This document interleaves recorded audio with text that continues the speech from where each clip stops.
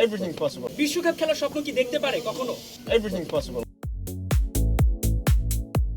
বাংলাদেশের ফুটবলের পোস্টার বয় হামজা চৌধুরীর কথার সেই সুরে কি আপনি দেখতে পান লাল সবুজের জার্সি গায়ে বিশ্বমঞ্চে বাংলাদেশের ফুটবলাররা দৌড়াচ্ছেন? এসব দৃশ্য মানুষপটে লালিত হলেও অবাস্তব কিছু হয়তো না, কারণ বর্তমান বিশ্ব ফুটবলের পরিবর্তনশীল বাস্তবতায় এই স্বপ্ন আর মোটেও অলীক কোনো কল্পনা নয়। এই দলটা বিশ্বকাপ খেলার স্বপ্ন কি দেখতে পারে কখনো? Inshallah. আস্তে আস্তে Everything possible. সবশেষ হওয়া 2026 ফিফা বিশ্বকাপ হয়েছে 48টি দেশের সমন্বয়ে। Gold's Gym across 30 plus countries. With over 700 plus locations worldwide. Train anywhere, belong everywhere. দক্ষিণ আমেরিকান ফুটবল কনফেডারেশন বিশ্বকাপের শতবর্ষ উপলক্ষে এদিকে 64টি দল নিয়ে এই বিশেষ টুর্নামেন্ট আয়োজনের প্রস্তাব দিয়েছে, যা নিয়ে চলছে ইতিবাচক আলোচনাও। বিশ্ব ফুটবলের সর্বোচ্চ নিয়ন্ত্রক সংস্থা ফিফা 48 দলের বিশ্বকাপ আয়োজন করায় এশিয়ান ফুটবল কনফেডারেশনের জন্য কোটা বহুগুণে বৃদ্ধি পেয়েছে, যার ফলে দক্ষিণ এশিয়ান দলগুলোর জন্য মূল বাছাই পর্বে পার হওয়ার একটি কার্যকর ক্রাইটেরিয়া বা পথ তৈরি হয়েছে। সেক্ষেত্রে লাল সবুজের প্রতিনিধিদের ক্ষেত্রে সবচেয়ে ইতিবাচক দিক হলো বাংলাদেশের ফুটবলে বিশ্বমানের বংশোদ্ভূত খেলোয়াড়দের আগমন। হামজা চৌধুরী, সমিত সোম, ফারহান আলী, ট্রেভর ইসলামরা আশা দেখাতেই পারেন বাংলাদেশের কোটি কোটি মানুষকে, যদিও এর মাঝে আছে বাধা বিপত্তি। এশিয়ার অন্যান্য দেশের মতো বাংলাদেশের অরিজিন প্লেয়ারদের যেভাবে দলে ভেড়াচ্ছে, তেমনি তা এক প্রকার সংকেত দিচ্ছে দেশের ঘরোয়া ফুটবলেও।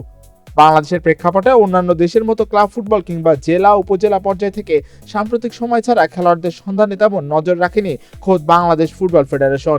এছাড়া বাংলাদেশের ফুটবলে খেলোয়াড়দের একাডেমিক সংকট, খাবার, আবাসন নিয়েও থাকে নানান জটিলতা। বর্তমান সময়ে প্রবাসীদের চমকে বাংলাদেশের বিশ্বকাপের যাত্রা সীমাবদ্ধ নয়, মাঠে বাংলাদেশের অভ্যন্তরীণ পারফরমেন্সের ধারাবাহিক উন্নতিও হচ্ছে ধীরে ধীরে। কদিন আগেই বাংলাদেশকে 2034 সালে বিশ্বকাপে খেলানোর জন্য মানসিকভাবেও এখন থেকে প্রস্তুতি নিতে বলেন বাংলাদেশের প্রধান কোচ থমাস ঢুলি। 12 থেকে 20 বছরের বিশ্বের সর্বশ্রেষ্ঠ ফুটবল আসরে বাংলাদেশকে খেলতে হলে ঢুলির মতে খেলোয়াড়দের মানসিক প্রস্তুতি এবং জয়ের তীব্র আকাঙ্ক্ষা এখন থেকেই গড়ে তুলতে হবে। যদিও বর্তমানে বাংলাদেশের ফিফা র্যাঙ্কিং 181 নম্বরে অবস্থান করছে, যা কাগজে কলমে বেশ পিছিয়ে থাকার ইঙ্গিত দেয়।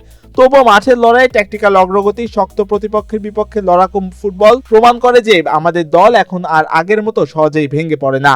কিন্তু এই সব কিছুর পরেও সবচেয়ে বড় ও কঠিন শর্ত হলো বাংলাদেশের ঘরোয়া ফুটবল কাঠামো শক্তিশালী করা, কেননা একটি টেকসই, পেশাদার এবং আধুনিক ঘরোয়া লীগ এবং একাডেমিক ব্যবস্থা ছাড়া কেবল প্রবাসীদের উপর ভিত্তি করে দীর্ঘমেয়াদী সাফল্য অর্জন করা একেবারে অসম্ভব।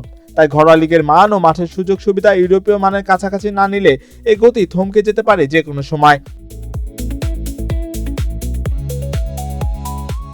আপনি যদি একজন বাংলাদেশি সমর্থক হিসেবে সমীকরণটা মেলান, তবে ফিফার নতুন বর্ধিত ফরম্যাট, এএফসি অঞ্চলে ভৌগোলিক ও ট্যাকটিক্যাল সুযোগ, বিশ্বমানের বংশোদ্ভূত তারকাদের অভিজ্ঞতা এবং মাঠের সাম্প্রতিক আত্মবিশ্বাসের ইতিবাচক প্রভাব, এই শক্তিগুলো সঠিক সংমিশ্রণ ঘটাতে পারলে র্যাঙ্কিং এর এই বিশাল দেয়াল ভেঙে একদিন বাংলাদেশের বিশ্বমঞ্চে ফুটবল খেলার সম্ভাবনা আর কেবল কোনো আবেগঘন গল্প থাকবে না, বরং বর্তমান যুগের জীবন দশায় অর্জিত এক বাস্তব ইতিহাস হিসেবে ধরা দেবে বাংলাদেশের কাছেই।